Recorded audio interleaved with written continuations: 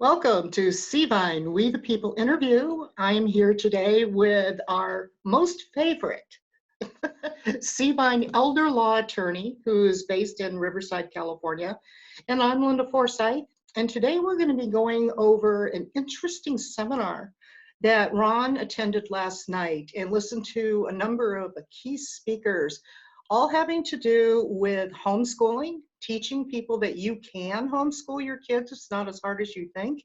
And also a petition, I believe it is, called School Choice.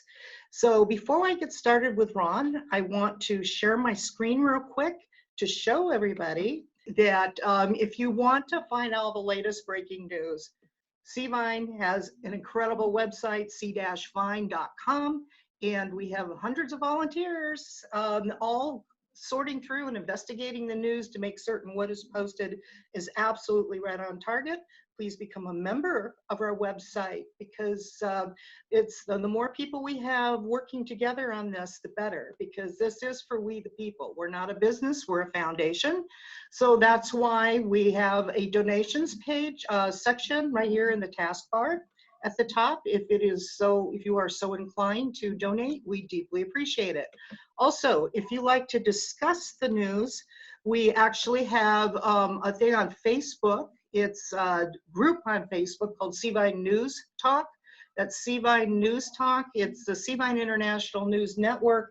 It's where we all get together. We have 37,000 members, and we discuss the news. Okay, welcome, Ron. Let's hear what it was exactly that you went to last night and what's going on. First of all, many of us are aware of this now, but all of us need to become aware that we have an absolute crisis going on in our public school system in California. And I consider this to be the most important political issue coming up for this coming election, because we've pretty much lost a generation of kids. I'm talking about the millenniums, because of our horrible educational system. Mm-hmm. We now have the Generation Z kids coming up that are being totally lost. In other words, they're being separated from their parents. They're being taught stuff that you would never, ever, ever teach your kids. And they're failing to teach our kids the very basics of how do you function, how do you succeed, how do you thrive in the real world when you become an adult. It's completely insane. Our educational system in California ranks 49th out of 50. In other words, there's one state in the union, 1 out of 50 states, that is ranked as having a worse educational system than California. That's how bad it is. Besides failing to teach them the most basic things, resourcefulness, self-sufficiency, how to get along with other people, how to work within the system, obey the rules, basic arithmetic, basic English, basic history. Mm-hmm. It's all gone. Our kids are being taught nothing but garbage. That's the best I can tell you. Mm. But that's not the worst of it. They're being indoctrinated. They're being brainwashed. They're all being taught that they are guilty of some offense that they inherited from their parents, their grandparents, or great-grandparents. They're being taught that the land that they live in, the house they live in, the business that their parents operate, it was all stolen from other people. They're being led to believe that everything they have in life, school, a car to ride around in, a house to live in, is all due to some form of privilege that other people are deprived of. If you saw the sex education they're teaching these kids now, understandably, kids need some form of sex education. I don't think anybody would argue otherwise. But when you're teaching 11-year-olds that they need to learn how to engage in anal sex in order to avoid unwanted pregnancies, I mean, this is bizarre. I mean, this is off the chart. when we're teaching 11-year-olds that they need to become promiscuous. There's no point in just sitting at home behaving yourself. You need to get out and experience, get a little experience, okay? This is girls or boys, okay? They are being taught to abandon all of the values that their parents taught them. I've seen the textbooks, and learn the new values, whatever they are, okay? I mean, this is complete insanity. When 11-year-olds or 12-year-olds can be hauled by the school nurse down to an abortion mill without their parents, not only without their parents' consent, but without their knowledge, to have puberty delaying injections. In other words, shots taken to delay their puberty while they're making up their mind whether they want to be a boy or a girl. I mean, this is complete insanity. One good thing that's coming out of this COVID thing is that parents are starting to realize that they've got the kids in the house. They can teach them. They can teach them values. They can teach them how to be successful. They can teach them reading, writing, and arithmetic. And there's all kinds of resources now to help families teach their kids. You're not on your own.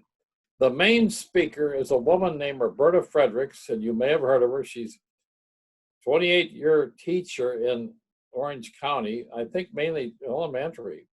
She took her case all the way to the U.S. Supreme Court, so she's pretty well known. I've heard her speak on many occasions. Believe it or not, there's a store in Monrovia that's been there for 30 years. It's a husband and wife that run that thing, and they will provide almost unlimited assistance to people that are doing home schooling. They sell products there. They sell books and charts and whatnot, but teaching materials. But they also assist people. And I mean, when I say they assist, I mean they go way out of their way to assist people that are engaged in homeschooling. There's an organization. This is a faith-based organization, Christian Home Educators, based in Eastvale, which is just outside of Riverside, that will assist people in home education. Okay, now these people aren't out trying to hustle money. They're not trying to change your religion. They're just trying to assist you. Incidentally, our kids are being taught to completely abandon their religion. So anyway, a speaker by the name of Rebecca Coxes spoke to us. All they're doing is offering their help to anybody that's interested in this. And there's going to be a surge. There's going to be a massive surge of people educating their kids from home. There's going to be a massive surge of people not sending their kids back to school in September. My own daughter, one of my daughters, has a 12-year-old daughter attending school in, it's either Victorville or Hesperia, up in that neighborhood. She pulled the daughter out of school here a month or two ago, I think when this thing started. But she says she will never, ever put that kid back in a classroom, okay? She's going to homeschool her. She's going to learn how. To go beyond that a little bit, the school choice program is, again, it's a petition to get it on the ballot in November so that we can, and here's the way it works. We take the California budget, which is about $80 billion a year for education. I think it's the biggest thing in our budget. Divide the number of school kids into that, it comes to about $12,500 per kid. I've always told people it's $17,000 per kid to educate a kid in California, and maybe it does cost that much, but the amount of cash that's in the till is $12,500. So what they would do is they would take that $12,500, instead of throwing it away in the schools and squandering it, they would put that money in the bank. And everybody that's got a kid that's of school age, kindergarten up through 12th grade, sends their kid to the school of their choice, parochial school, private school, charter school, or public school, or they homeschool them. It's up to them. The $12,500 goes into a savings account. They can't touch it themselves, but they can send in vouchers then, and it pays for whatever they're using it for. In other words, it pays for parochial school, it pays for private school, it pays for homeschool, it pays for charter school, and it breaks the monopoly that's held by the teachers union. It's the teachers union that's behind all this. The teachers union has totally destroyed our school system. And what they haven't finished off, if they haven't done a good job of destroying it, Planned Parenthood is their partner. So Planned Parenthood is in there where if the teachers union can't get the job of destroying the system, Planned Parenthood's in there to finish the job, okay? If we could get school choice, it means that everybody in a bad neighborhood, everybody that doesn't have a lot of money, that doesn't live in a neighborhood where they think the schools are really good, they can send their kid anywhere using this $12,500 per school year. If there's anything left in the bank at the end of the 12th grade, it's available for their college education. So kids all over the state could wind up with 120 grand in the bank, if they're all homeschooled, available to pay for their college tuition. Ron, that's huge. And you see, we already know, if any of you have studied, I don't know why you would, but if any of you have studied the healthcare system in Singapore, okay, we pay out a little over 18% of our GDP on healthcare in this country, which is bankrupting us. There isn't enough money in the till to pay out 18% of our GDP and everything else, and pay for education and national defense and to run the post office, whatever the case may be. So the country of Singapore figured out the same thing. They spend a little less than 5% of GDP on healthcare, and their healthcare system there far exceeds us in terms of quality. In other words, their system it's far better than ours for less than a third of what we spend. So the system we know works. If you apply the same system to the educational system, we could fix it. We could fix it. If we don't fix it, we've lost another generation of kids. These kids, when they grow up, not only don't know how to function, in other words, even at the end of a university education, they're not employable. They don't know how to make a living. They don't know how to survive in the real world. They are all dependent. They are being told from the time they're little, you obey the government and the government will take care of you. Don't listen to your parents. Don't listen to anybody else. Just listen to the government and the government will take care of you. This is socialism at its worst, or its best, whatever you want to call it. This is the mechanism. The educational system is the mechanism. This is the machinery that is in place to completely destroy our Western culture as we know it. And that's what's going on. This is really, really serious stuff. And if people aren't cluing in yet, what our public school system, especially in California, but not just in California, it's all over. It's all over the country. What? And there's no way to fix it. Nobody believes they can fix it. I haven't talked to one person that believes you can fix it. In other words, you couldn't bring in what do you call these people? Turnaround specialists?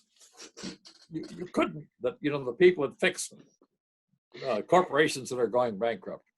Well, there doesn't seem to be any turnaround specialists that anybody believes could come in and reverse the horrible, horrible trend, the horrible route that our educational system is going.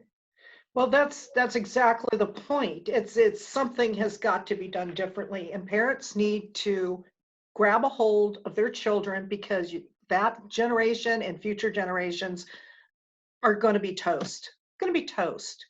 You want any kind of legacy at all, this is what you're leaving by allowing public schools to basically bring up your kids, teach them their morals and ethics, and exactly what's going to be happening, how they're going to be taught to function as an adult. This thing that you're talking about, the school choice, is awesome. I mean, I'm just listening to you now, and I mean, it's a perfect solution. It's like if a school is teaching things that just are not working out well, things they quite frankly shouldn't be teaching, you can pull your child out of that school, if I'm understanding you correctly, and you can send them to somebody else, Yes, just basically move the money elsewhere. yes, And also they have all the help they need. I read the brochure, the thing that you went to yesterday, and one of the things it said on it was you can homeschool your kids. It's not as hard as you think. They have plenty of tools and things for you to use.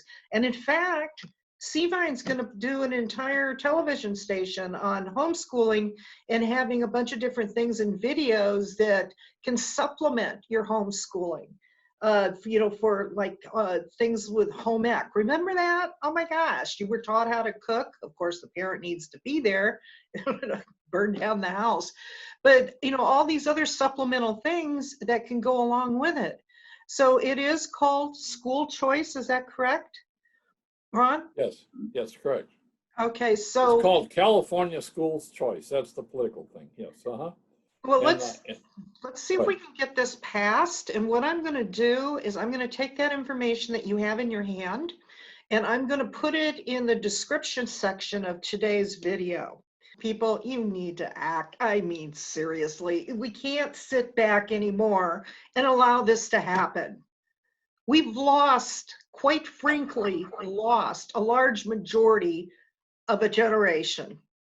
Those that have been being proactive and teaching their kids, manners and ethics and morals, and quite also, frankly, doing homeschooling, those kids have more of a chance.